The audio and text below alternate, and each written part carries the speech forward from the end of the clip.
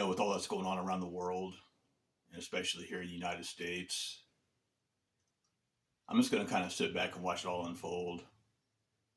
I'm not going to panic. Um, I'm not happy about it, but I'm not worried about it. I mean, I'm not scared about it either. I'm concerned. I don't want to see the economy nosedive again. That's what I'm kind of concerned about. What's the next major event's going to be? We need to go back 20 years and look at some of our major events. It wouldn't be an exaggeration to say we're due for another event, especially if Trump starts putting pressure on some of these cats. Um, we got to check ourselves first as individuals. Get your list out and check off all your boxes. Make sure you're 100 um, before anything else. Don't worry about them. They're not worried about you. Um, you want to continue to pray for you and yours. And like I said before, be aware of your surroundings. Pay attention to what's going on. Watch the news. Watch your communities, and they'll tell you the truth. You know, um, with the amount of fraud that's being estimated right now, it wouldn't be an exaggeration to say that we could see a 2008 and a 2020 combined. California alone is estimated, if their numbers are correct, the people that are providing the numbers, and it's more than one reputable source, California alone has close to $200 billion in fraud. That's one state. I'm not sure how many years that goes back. And the Browns and the Gettys and all them guys I mentioned before, they go back 80 years. So it's 200 billion. How far does that go back?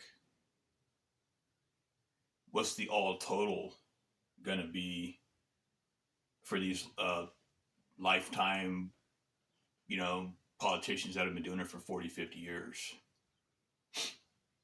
Right? You see where I'm getting at now? How far back does it go? You start getting into the fraud of the possible fraud of the elections, those Smartmatic machines and the Dominion softwares that they've been using that down in Venezuela for years. They got that guy from Venezuela now. What's he talking about? And I think, if these people start talking, certain people that they've captured, certain people that they've interrogated, anybody on that Epstein list, anybody that had anything to do with those Smartmatic machines and Dominion, if they start putting pressure on these people and they start talking and they start spilling names, something's going to happen. When you start talking about billions in fraud, along with everything else, what's going to happen to the banks? They're going to try to tell you to stay inside the house again. Don't go out and talk to nobody. That's what's going to happen. We're not going to see arrest. We're gonna see the economy nosedive again before we start seeing any major arrest, I believe. As far as the large amounts of fraud and the voting system that's quite possibly a scam. Um, you really start looking at all of it. The lottery system's a scam. The educational system's a scam. I mean, what.